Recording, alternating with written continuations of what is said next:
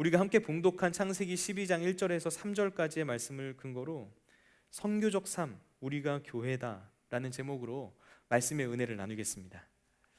여러분, 구원이라는 과연 무엇일까요? 구원. 우리는 이 구원이라는 말을 교회에서 참 많이 사용하고 또 많이 듣는데 이 말을 너무나 협소하게 이해하는 경우가 많습니다. 구원을 단순히 내가 죽어서 천국에 가는 것 정도로만 이해하는 거죠. 그러나 이번 시리즈 설교를 통해서 계속해서 말하고 있듯이 내가 죽어서 천국에 가는 구원은 이 구원이라는 큰 그림이 가지고 있는 한 부분이지 이게 절대로 전체가 될 수 없다는 것, 우리는 꼭 기억해야만 합니다. 오늘 우리는 구원이 가지고 있는 이 큰 그림 중에서 아주 중요한 한 부분을 생각해 봤으면 좋겠는데요, 그것은 이 구원이라는 것 안에는 하나님께서 우리를 통하여 하실 일이 포함되어 있다라는 거예요. 하나님께서 우리를 통하여 하실 일이 포함되어 있다. 여러분, 여기서 하나님께서 우리를 통하여 하실 일이라고 할 때 우리를 통하여라는 단어가 굉장히 중요합니다. 예수님의 십자가 죽으심과 부활을 통해서 우리를 죄로부터 구원해 주시고 천국을 약속해 주신 것, 하나님께서 우리를 위하여 하신 일이라고 할 수 있죠. 그런데 구원에는 이런 것뿐만이 아니라 하나님께서 우리를 통하여 하실 일이 포함되어 있다라는 거예요. 하나님께서 우리를 통해서 하실 일이란 과연 무엇일까요? 예수님 당시에 이스라엘 백성들이 가지고 있었던 문제가 있었는데요, 그들은 하나님이 우리를 위해서, 곧 이스라엘을 위해서 무언가를 해주실 것이다 라는 사실을 굉장히 굳게 믿고 있었어요. 그런데 하나님께서 이스라엘을 통해서 세상을 구원하실 것이다 라는 사실, 이것은 놓치고 있었습니다. 이건 이스라엘 백성들이 선민의식에 빠져 있었다라는 사실에서 드러나는데요, 선민이라는 말, 하나님께서 택하셨다라는 거죠. 좋은 뜻이고 정말 큰 복이에요. 그런데 이 선민의식에 빠진 것, 하나님이 나를 택하셨다는 사실 자체에만 그 생각이 멈춰버린 것이 이스라엘 백성들이 가지고 있었던 문제였어요. 하나님은 나를 위하시는 분이라는 생각에 그 사고가 멈추어버린 것, 이것이 이스라엘 백성들이 가지고 있었던 문제였고 실수였습니다. 오늘 본문 말씀 창세기 12장 1절에서부터 3절까지의 말씀이 하나님께서 우리를 통하여 하실 일이 있다라는 것을 굉장히 잘 드러내주는 말씀인데요, 우리 다 같이 한번 읽어볼게요. 창세기 12장 1절부터 3절까지의 말씀을 한 번 더 읽어보도록 하겠습니다. 여호와께서 아브라함에게 이르시되 너는 너의 고향과 친척과 아버지의 집을 떠나 내가 내게 보여줄 땅으로 가라. 내가 너로 큰 민족을 이루고 내게 복을 주어 내 이름을 창대하게 하리니 너는 복이 될지라. 너를 축복하는 자에게는 내가 복을 내리고 너를 저주하는 자에게는 내가 저주하리니 땅의 모든 족속이 너로 말미암아 복을 얻을 것이라 하신지라. 아멘. 하나님께서 아브라함을 택하시고 그에게 복을 주겠다라고 약속을 하셨어요. 그런데 이 3절 말씀을 보면 하나님께서는 아브라함에게 복을 주시면서 땅의 모든 족속이 너로 말미암아서 복을 얻게 될 것이다 라고 말씀하셨어요. 그러니까 하나님께서 아브라함이라는 사람을 택하신 이유, 그냥 그에게 복을 주는 것 자체가 목적이 아니었다는 거예요. 아브라함을 통해서 세상 전체에 복을 주시려고 그를 택하셨다는 겁니다. 하나님이 세상을 이처럼 사랑하사 독생자를 주셨으니 이는 그를 믿는 자마다 멸망하지 않고 영생을 얻게 하려 하심이라. 요한복음 3장 16절 말씀. 이 세상을 구원하시고자 하는 하나님의 사명을 받게 된 것, 바로 이게 믿음의 조상 아브라함이 받은 구원이었고요, 그 복과 사명이 오늘날 이 땅의 교회들에 고스란히 이어지게 되었습니다. 여러분, 하나님이 우리를 위해서 어떤 일을 하셨는지를 아는 것 정말 중요합니다. 하지만 하나님이 우리를 통해서 이 세상에 어떤 일을 하기를 원하신다라는 것, 이 사실을 우리가 놓치게 되면 우리의 구원은 반쪽짜리 구원에 머물게 되는 거예요. 그래서 오늘 우리는 교회의 두 가지 기둥, 사귐과 선교 중에서 하나님께서 우리를 통하여 하실 일에 해당하는 이 선교에 관해서 은혜를 나누고자 합니다. 오늘 말씀을 통해서 우리가 은혜를 나눌 때 선교란 무엇인지를 올바로 깨닫고 우리 각자가 삶의 자리에서 선교적인 삶을 살아갈 수 있는 그런 놀라운 은혜의 역사가 충만하게 되시길 예수님의 이름으로 축원을 드립니다. 첫 번째, 선교란 무엇인가? 선교란 무엇인가? 여러분, 선교란 무엇일까요? 선교도 참 교회 다니면서 많은 이야기를 들었죠. 먼저 이 선교의 개념이 뭔지 그 개념부터 정의를 내리면, 선교는 세상을 회복시키시는 하나님의 사역에 우리가 동참하는 것이다 라고 말을 할 수 있어요. 세상을 회복시키시는 하나님의 사역에 우리가 동참하는 것.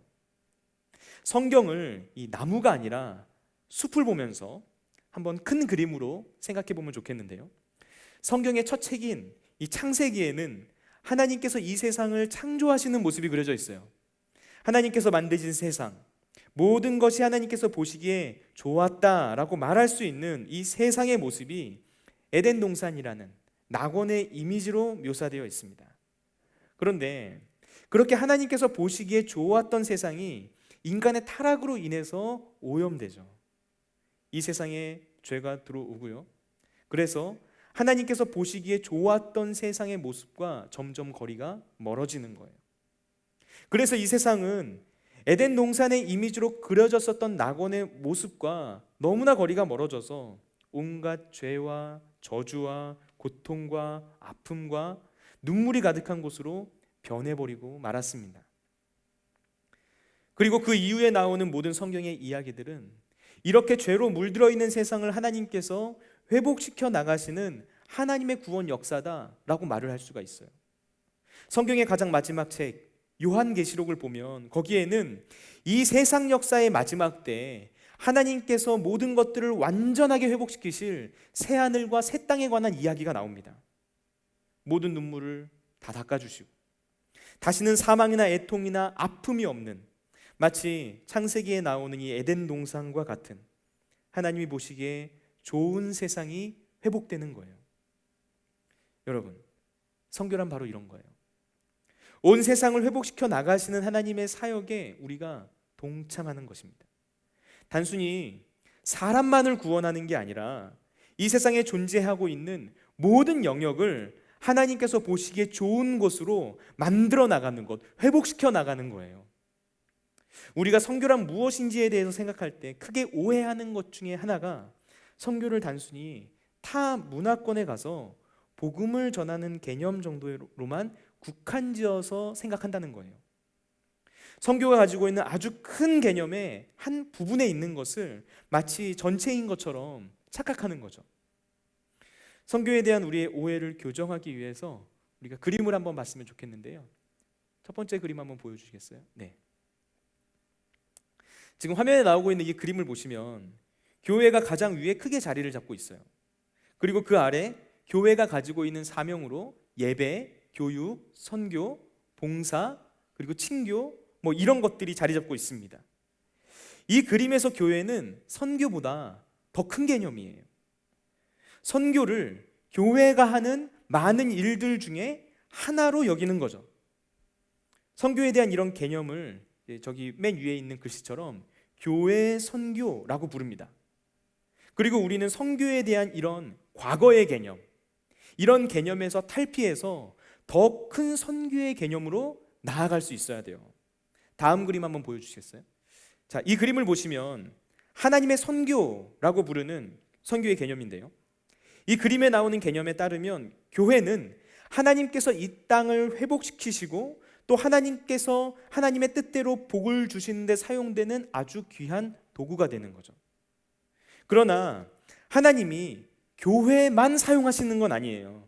교회뿐만이 아니라 가정도 사용하시고요, 학교나 문화, 예술, 봉사단체나 NGO, 기업, 정부기관과 같은 모든 것들을 다 사용하시는 거예요.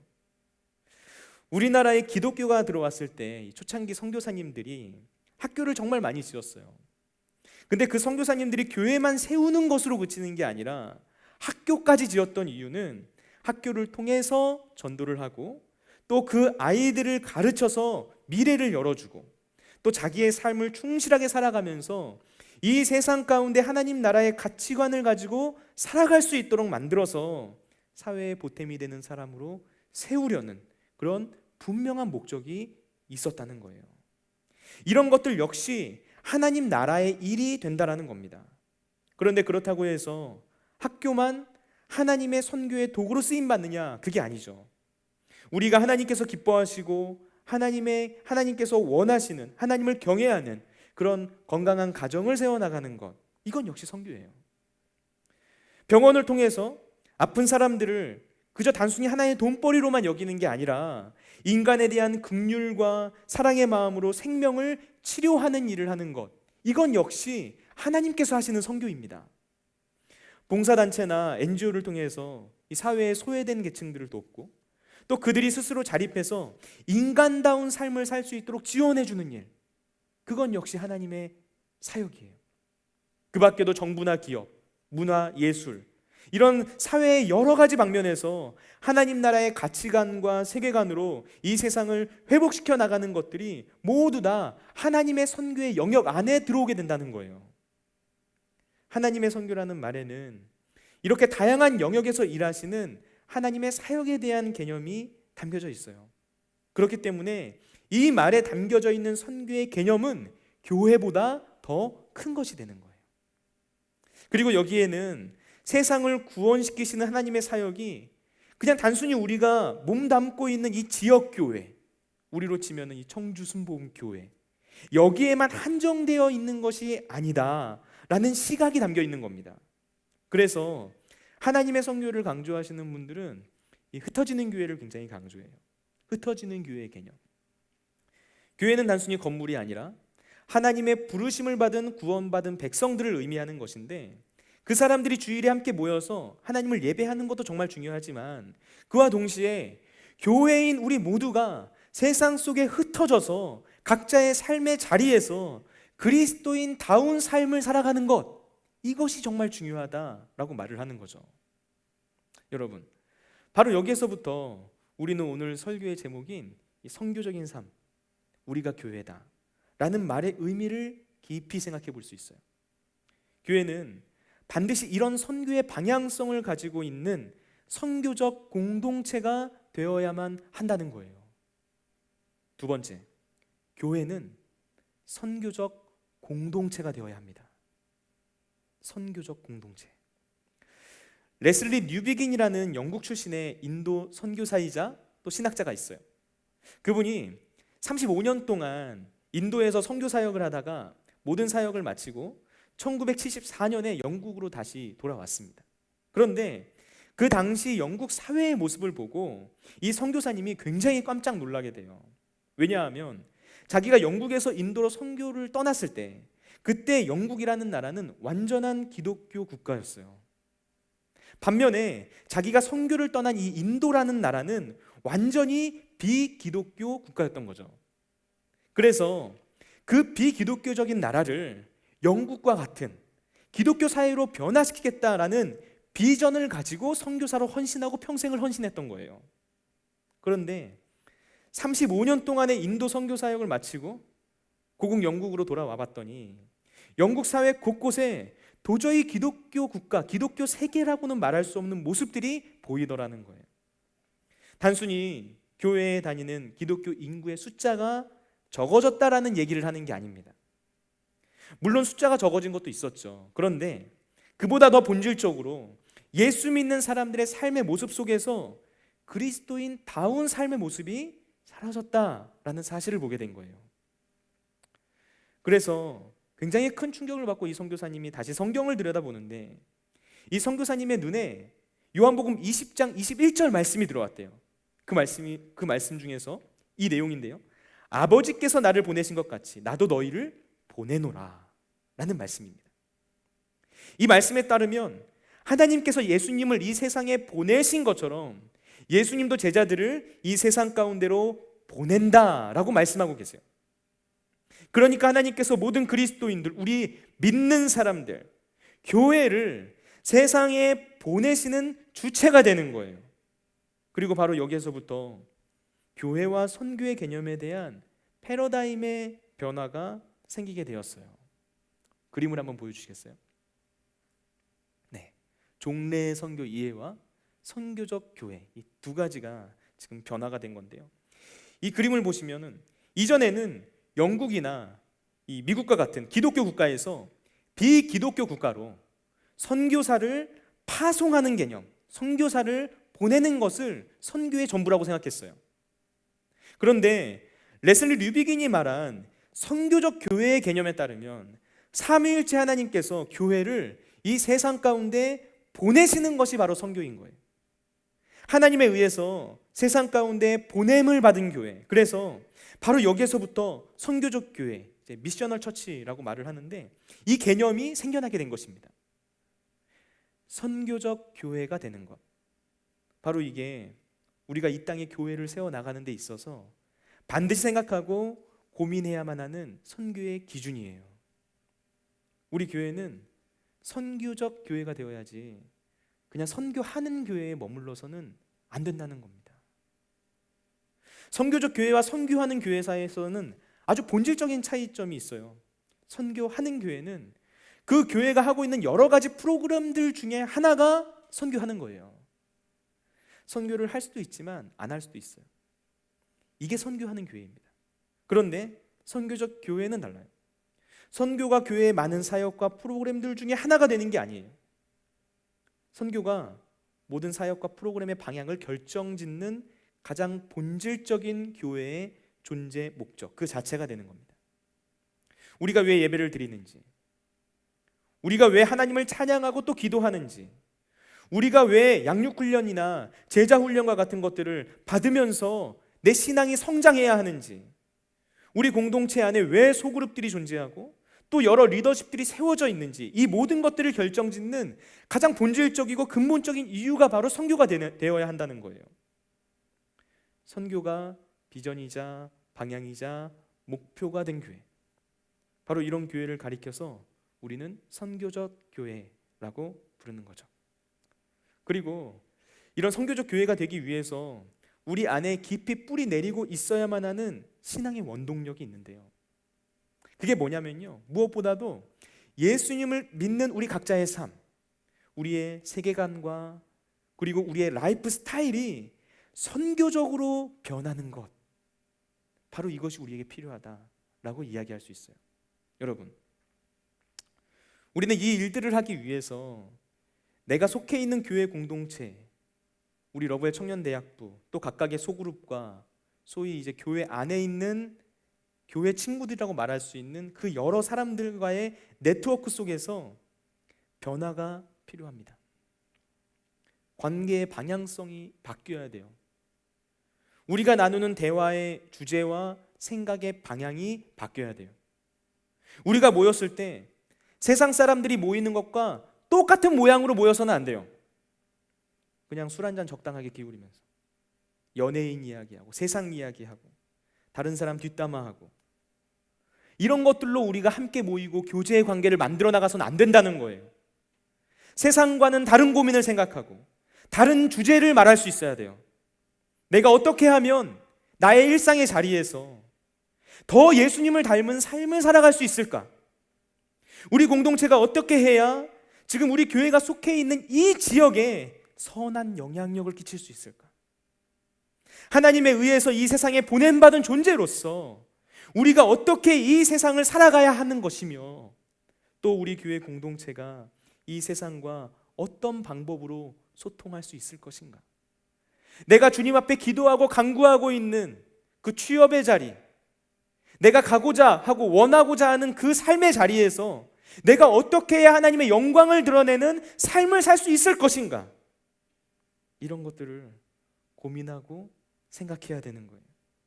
내가 기존에 가지고 있었던 모든 생각들을 선교적인 시선으로 새롭게 바라보면서 그 내용들을 내 옆에 있는 형제 자매들, 그 모든 교우들과 함께 나누면서 우리 안에 선교적인 문화를 만들어 나가는 것, 바로 이게 우리가 해야만 하는 일이라고 말할 수 있습니다. 여러분, 우리가 선교를 하기 위해서 꼭 해외에 나가야 된다라고 생각하지 마세요. 선교를 하려면 정말 많은 돈이 필요하고 어떤 선교센터와 같은 아주 큰 건물을 지어야 된다라고 생각하지 마세요. 지금 코로나19 때문에 모든 선교의 문들이 다 막혀버린 것이다 라고 생각하지 마세요. 선교적 교회의 모습은 어떤 특정한 활동 하나로 정형화되는 것이 아닙니다. 오지에 가서 미전도 종족에게 복음을 전하는 것 정말 중요한 선교예요. 그런데 그렇다고 해서 그분들만 선교사로 따로 부르심을 받아서 파송받은 것이고, 나는 그냥 가끔씩 내가 아웃리치 가고 싶을 때 그분들과 함께 할 때 그때만 선교사처럼 살아가고 다시 삶으로 돌아오면 내 일상을 살아간다 라고 생각하는 것, 이것은 잘못된 생각이라는 거예요. 내가 서 있는 그 자리, 그곳이 바로 선교의 자리입니다. 지금 여러분이 서 있는 그 삶의 현장이 바로 땅끝이에요. 바로 여러분이 하나님에 의해서 택함을 받아 세상에 보내진 선교사라는 사실을 우리는 반드시 기억해야만 해요. 그렇게 우리는 이 세상에서 선교적인 삶을 살아가야 한다는 거죠. 세 번째, 우리는 선교적인 삶을 살아가기 위해서 모여야 합니다.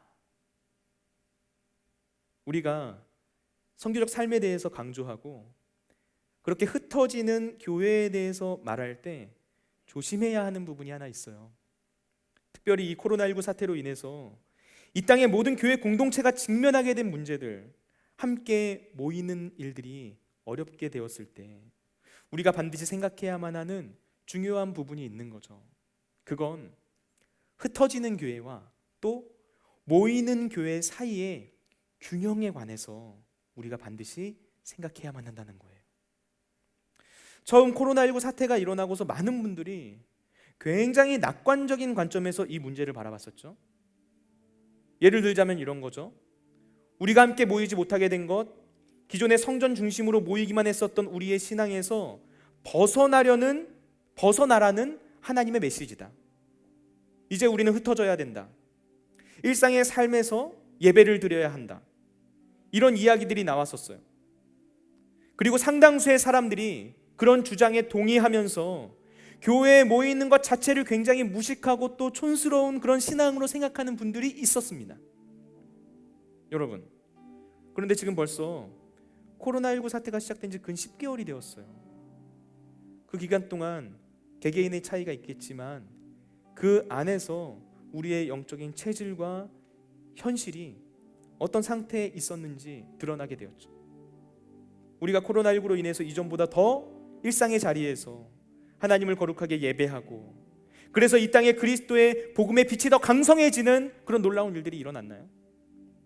그렇게 일상의 영역으로 우리가 더 흩어져서 이 지역사회 속에서 더 많은 선한 일들을 우리가 감당하게 됐습니까? 그렇지 않죠? 너무 멀리 갈 필요가 없어요. 우리 각자가 스스로에게 물어보았을 때 내가 지금 예배를 드리고 있는 그 자리에서 하나님을 향해서 얼마나 내 마음과 삶의 중심을 맞추면서 예배를 드리고 있는지 우리가 들여다보면 되는 거예요. 예배의 시간은 나에게 주어져 있는 시간들 중에서 특별한 시간을 하나님께 구별하여 드리는 거죠. 근데 내가 그 예배의 시간을 대하는 태도가 어떤지 한번 생각해 보세요. 내가 이 예배를 드릴 때 온라인 예배로 드리느냐 아니면 현장 예배로 드리느냐를 구분하고 있는 기준이 무엇인지를 봐야 돼요.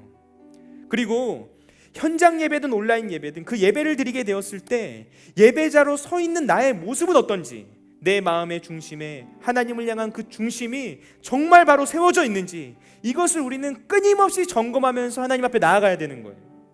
여러분, 우리가 드리는 예배 자리 가운데 하나님을 향한 중심성이 사라졌는데 우리가 세상 속에 나가서 하나님을 향한 삶의 예배를 드린다는 것, 이거 불가능한 일이에요.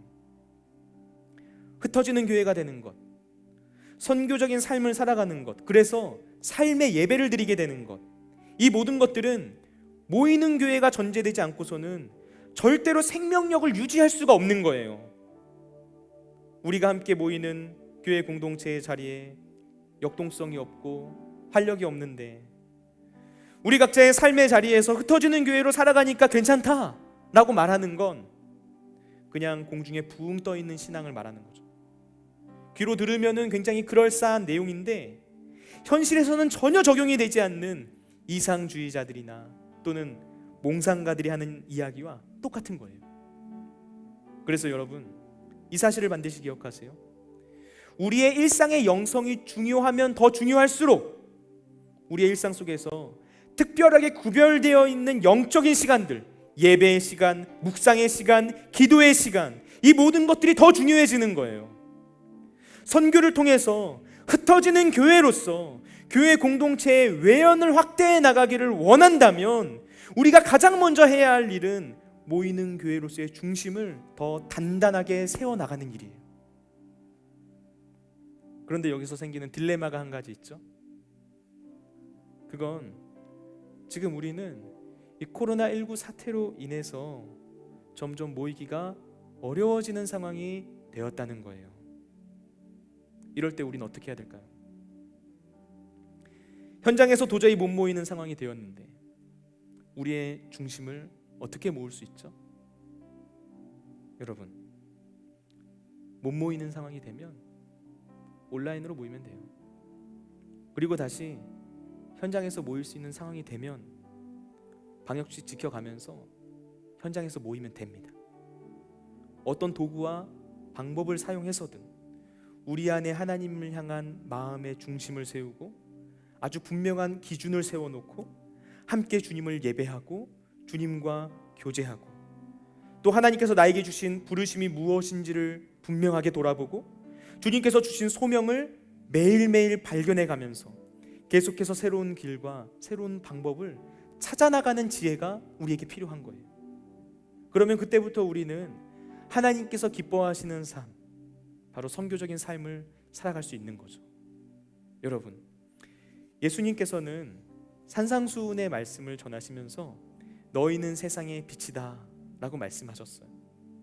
그러면서 산 위에 있는 동네가 숨겨지지 못할 것이다 라고 하셨습니다. 산 위에 있는 마을에 빛이 비추이면 그 빛은 자연스럽게 그 산과 산 아래에까지 새어나가게 되어 있다는 거예요.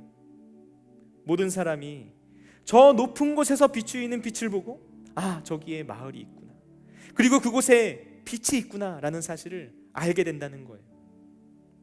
우리가 세상의 빛이 되어서 세상이 우리를 알게 된다는 건 여기 청주순복음교회가 있습니다, 우리 러브렐 청년대학부가 있습니다, 이곳이 정말 좋은 곳입니다 라고 온 세상의 교회를 강구하는 것을 말하는 게 아니에요.